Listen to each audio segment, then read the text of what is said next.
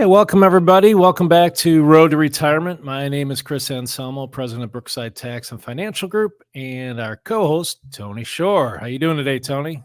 I'm doing good. Yeah. Much better this week than last week. I actually got COVID for the first time. I had never had it, and it hit me hard. I was tired. Oh, man. Fatigue, it was the name of the game. Because I think Tony and I did one without you. We referenced you, but it's usually CT and T, and there was just C and T today. So And our Tony is out on vacation today, so he'll be back next week. So sure. And it's going to be Father's Day this weekend. So happy Father's Day, Tony. And, thank you. Yep. I have 3 lovely children, mostly grown now. My son's 23 and married, and my daughter's 19, and my youngest is 17. So one at home yet. You still got some college years ahead of you. Oh, yeah. We have college years ahead of us. In fact, my son just started grad school, med school, to be a PA, a physician's assistant. So there's that. Yeah.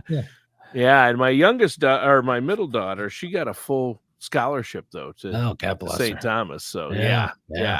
God bless you. Yeah, exactly. Not only her, God bless her. God bless my wallet. Yes. Yes, that was great, because she wanted to go to a school that my wife Sarah and I said, no, we can't afford that. It's outrageous, and we don't want you to end up with that much debt. It's not worth it's not worth the business major and Spanish major to go into hundreds of thousands of dollars of debt. So we told her no for that school, because it's a well-known school. And then she on her own found the scholarship program that they have, the GHR fellowship, and applied, and they whittled it down from 250 people to 10. Wow. And awarded 10 scholarships. And she was actually in the top 5 finalists. Wow. So does she have that radio voice too, like that? She doesn't. She has a pretty good voice, actually, but not. I would say not radio, but it's authoritative. Tony's got the radio voice. I'm just the looks, right? So you're here for your looks, Chris. That's right. We have a running joke in our office that every time I come up with a good idea, I'm like, I'm not just here for my looks, So anyway, and I make the staff say it too. So it's pretty fun. That's good. Well, we know why you're here. It's what's inside, and I'm going to pick that brain of yours today because. So we did a show a few months ago on the good, the bad, and ugly of probate, but it wasn't a video; it was a podcast.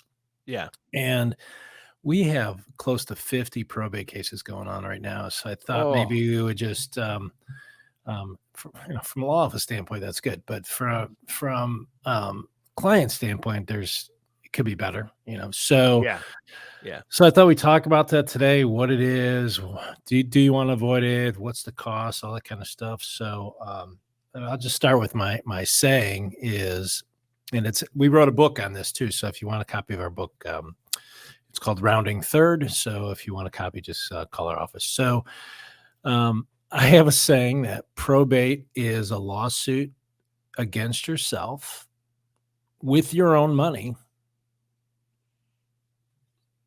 Okay, lawsuit against yourself with your own money to protect your creditors, right? So people are like, what? So the whole concept of probate is, let's say we have Bill and Mary, and Bill dies, and there's a bank account that Mary's not on. Like Bill has this account, maybe he opened the account, Mary wasn't there that day, and he just never got Mary's name on it. So there's this account stuck in Bill's name that. Look, we have to get it out of Bill's name and get it over to the heirs. So the whole probate process is basically transferring assets from a decedent to the beneficiaries, whoever they may be. It might be Mary, might be the children, might be Charity, whoever Bill has, right? So that process, the good part about probate is there is a process. The court makes you follow a process. So if you follow the procedures, the creditors will get paid, beneficiaries will get paid, everything will be hunky-dory. But it's time consuming and expensive. Here in our county, in Ohio, we have for the executor and the attorney, there's just called a spreadsheet, like a fee schedule, and your fees just based totally on the size of the estate, whether it's $20,000 estate or $20 million estate, it runs through this fee schedule. There's more, it starts right now. I think it starts at 4.5% on the first 100,000, 3.5% on the next 300,000, 2% on the rest. And so it could get pretty expensive quickly. But it is time consuming. Somebody has to, go around to the various banks and financial institutions and close out accounts. So let me set this up a little bit for you, Tony, and then you could chime in. But let's say Mary takes Bill's will down to Bank of America, where he has this account, and says, well, here's the will, and here's the death certificate. It says, like, if Bill dies, I get everything. So here we go. I want the account. And the bank's going to say, well, first of all, slow down. Mhm.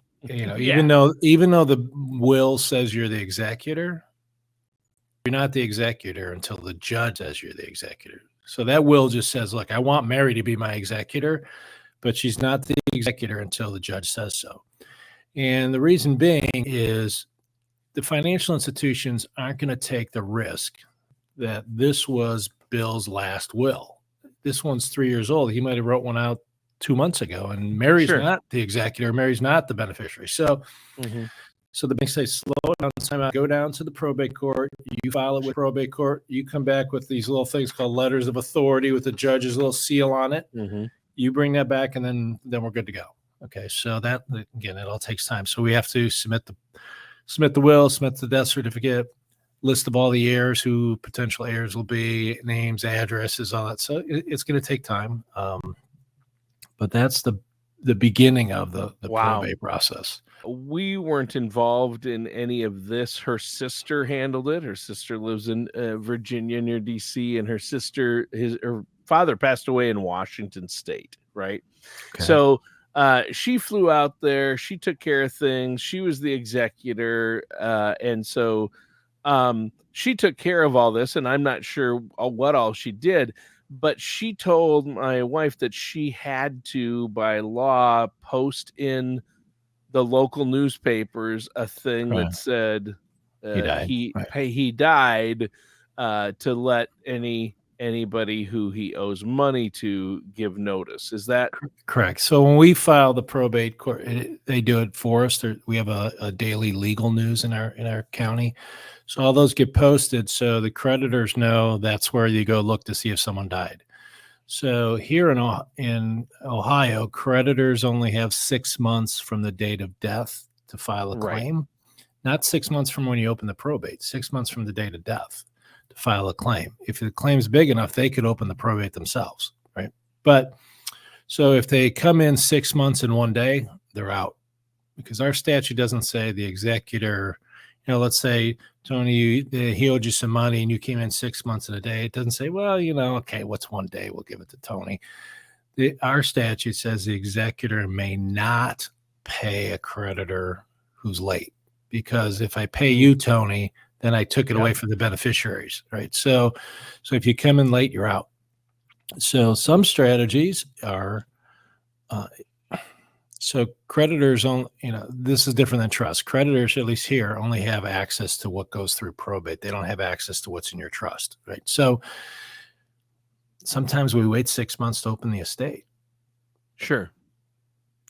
And then the creditors are out. I mean, that's why credit card companies charge 25, 28, 30% or whatever they charge on interest rates, because they often get, they lose out on some of these decedents. So sure.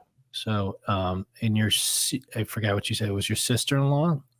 Yeah.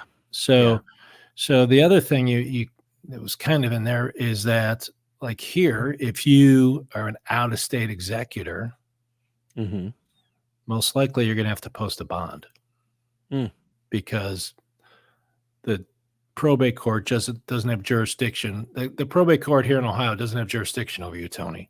So they're concerned that if you were the executor, you could abscond with the money. We couldn't get you. So they would make you post a bond. So we're doing an estate right now. It's about a $2 million estate.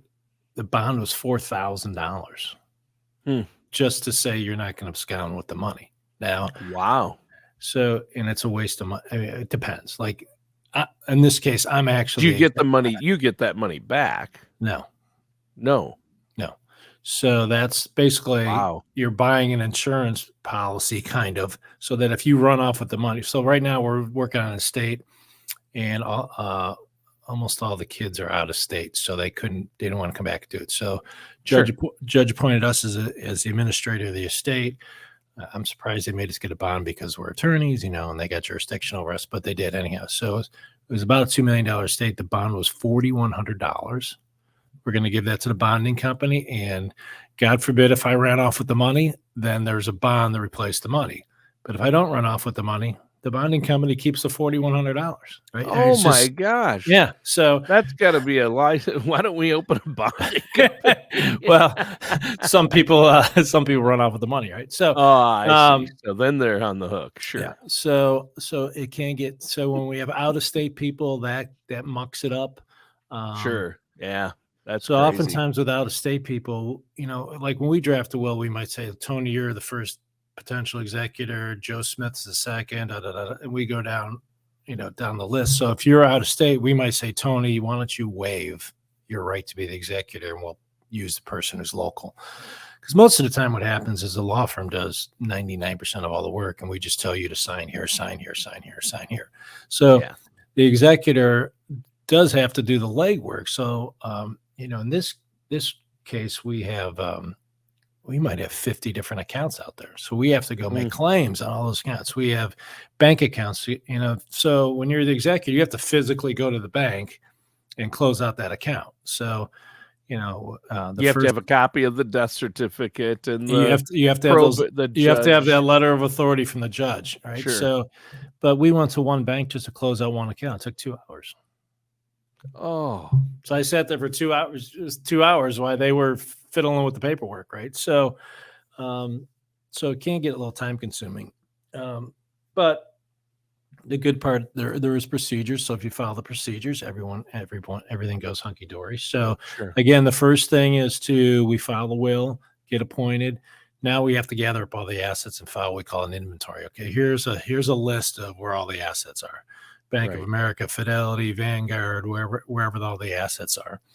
And then we have to go liquidate those assets, and then pay the creditors if they're timely, and then eventually disperse the money to the heirs. So generally it'll take probably 9 months to a year, just because the creditors have 6 months. So we don't really want to disperse anything before the creditor period's over, because let's say there's $100,000 in the estate, Tony, and you're a creditor, and we dispersed $100,000, and a creditor comes in and month 5 and says, look, he owes $200,000 to the hospital.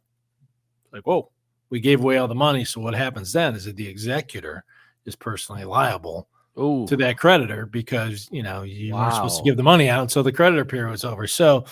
So we really don't want to, if there's a lot of money in there, you could make some distributions. They got a couple credit cards, but if so we don't want to. So it's going to be at least 6 months. And then, there's also tax returns after we file the decedent's final tax return for the year. So the year, so if they died today, their 1040 would go from January 1st through today. And then the estate return would go from tomorrow until the end of the month, or the end of the year. Or we can make it a fiscal year. So if this is, let's say this is June 16th, we could make the fiscal year June 16th through May 30th, 1st of the following year. So we can make it a fiscal year if we wanted to. Sure. So wow. There are a lot of you can get deep in the weeds. I'm trying to think of the word, but there's a lot to it. I mean, it can get complicated. So obviously you don't want to try to go it on your own. I think that's what my wife's sister tried to do. And it was a headache for her for months, and a lot of stress. So that's why working with a firm such as yourselves, I mean, plus you have the bonus, there's tax implications that you want to consider with estates. Because there's also there's an IRS rule called transfer liability. So if we give you, Tony, the asset, we give you $100,000, and there's $30,000 owed. Yeah. The IRS is expecting, and there's no more money. They follow the asset. So they're like, and then the unfortunate part is you spend it all because hey, grandpa died and I got the money, I spent it. And then you get a $30,000 tax bill from the IRS. And you're like, what? Nobody told me about this. Right. So, you don't want that. There's a lot of complications there. And then, it gets a little confusing when people don't have a will. I mean, the will basically says, look, when I die, give everything to my wife. And if I'm not alive, if she's not alive, give everything to my 2 children. But some people die without a will. Probably 70% of the people die without having a will. So then what?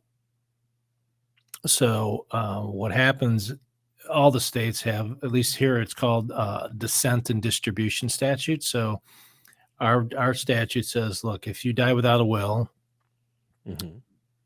it depends if you're married, so it depends if you have children. So if you're married with children, then your spouse gets so much and the kids get so much. If you don't have a spouse or kids, then it actually goes back up to your parents. If your parents aren't alive, then it goes out to brothers and sisters. If you don't have any brothers and sisters, then it starts going out to cousins. And it's wow, it's a nightmare, right? So because you have to find all these people, right? And you have to, So who really is the next of kin? So because on the sheet that when you submit it, you have to tell the court who's the next of kin, right? So, and then you have to deal with people who are estranged, right? So you have the son that hasn't talked to their parents in 30 years and they don't even know where he's at, right? So what do you do then? That's what you probably heard of a fund called Unclaimed Funds. We have one here in Ohio. So it could be that portion of the estate goes to the unclaimed funds for the benefit of Joe Smith. And then it's up to him to make claim on that funds. And if he never makes claim on the funds, the state just keeps it. Right. So, So now all these horrors you hear on probate, it is time consuming. It can be expensive, but sometimes probate is better. Let me give you an example. I think it's probably hard to believe, but so you can do what's called a transfer on death deed or affidavit here in Ohio. So Tony, you have a piece of property, you and your wife own a piece of property, and you say, look, we're going to own it jointly for the rest of our lives. And then we want to transfer to our 3 children. Right. Okay. So that sounds good and fine. But so here in Ohio, if you're married, because I don't think you have this in Minnesota, but if you're married, we still have this archaic thing called Dower Rights. So these were dowry. Yeah, so these rights are still in Ohio, and it's unfortunate I think old timey. Yeah, I think dowry. I think it's the divorce attorneys don't want to get rid of it. So basically, Dower Rights say, Tony, if you want to sell any property in Ohio and you're married, your wife has to sign off on it, whether or not she's on the title. She has to release her dower rights. So you leave your mom and dad leave you the house or you leave your house to your 3 kids and they're all married. Now you have 6 people that have to agree to sell the property. Oh, I can't get 6 people to figure out a restaurant to go to, right? Yeah. So let's say the house is worth $250,000 and one of the spouses says, you know what? I think it's worth $280,000. I'm not signing anything. Yeah. So it could be held up for as long as you get those 6 people to agree. Wow. So in that situation, when I tell people this and like they don't want to believe me, I'm like, it's better if that house goes to probate, because the probate, then the executor says, look, we're selling it for $250,000. The executor signs off on it, splits up the money, 3 ways. So he doesn't have to get consent of 6 people and 3 spouses, or what we were talking about. So sometimes probate's better. Interesting. Yeah. So again, if clients want to now, we're not talk about this on this show, but I mean, the whole other way of doing it is to use trusts, and we'll maybe do a show on that too, because a trust doesn't go through probate. Trust doesn't die. It doesn't go. We don't deal with probate for trusts, and the courts are okay with it. Like we only deal with dead people, right? So they're it's like they remember what was that movie? I See Dead People. Yeah. Sixth Sense, I think it was. Yeah. So the probate just deals with dead people. He doesn't deal with trusts. So, right. So then once we get all the creditors paid and it's time to distribute the money, and we got to make sure we file the tax returns, because if you don't file tax returns right, then the executor could be liable for the taxes. So it gets complicated. But at the end of the day, there's going to be a distribution. The thing you want people to sign off. They agree with everything. They've looked at everything. And that's what's good about the court system. The court, you're going to file these accountings with the court, and the court's going to say, okay, these are okay. You can make distributions. Now, when you're doing it with a trust, you kind of have to do that yourself. You have to do these accountings, give it to the beneficiaries. They sign off on them. So it's a similar procedure. You just don't have the court involved. So interesting. Yeah. Well, you've convinced me of one thing on the show today, Chris, and that is I do not ever want to be the executor of an estate. Yeah, I don't want to be named executor of an estate. It sounds like like a headache and a lot of work. It's especially a headache when you get things like you've seen that show Hoarders? Yeah.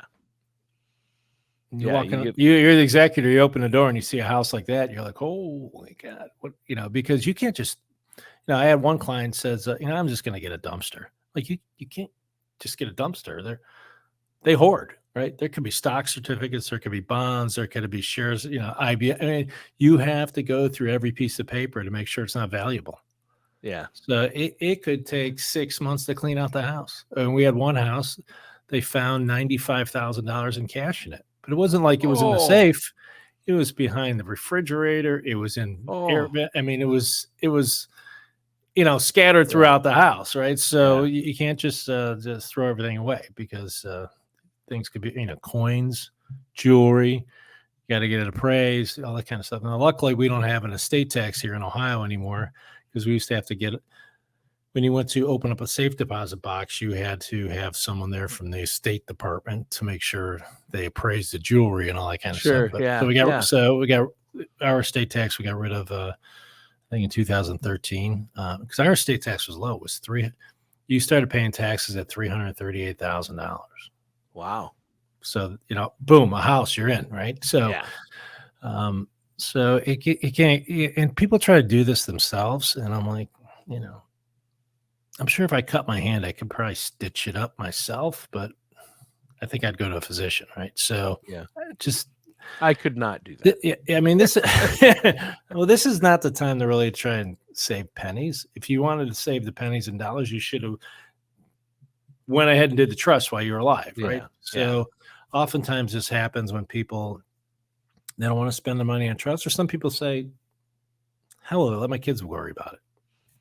I'm not going to be here. I don't give a crap, right? So it's not. You're just wasting your kids' inheritance. So you don't want to leave your loved ones in a bad situation. You want things taken care of ahead of time. That's going to alleviate a lot of these problems. Is what you're saying. Yeah, and more we see that the kids aren't all local anymore, right? They're like, my kids are, one's in Denver, one's in DC. Yeah.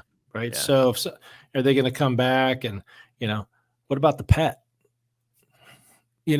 All kinds of things that can go on when you go through this whole system. So, so we have a book called Rounding Third. It talks about estate planning, talks about probate, talks about probate avoidance, uses of trust and things like that. So if you want a complimentary copy, I'm not sure Tony's usually the one that does all this stuff. So, you want to make sure that if you have questions, look at that. Look at that. So that's our phone number for the law office, 216-485-1040. You like that, Tony? 1040.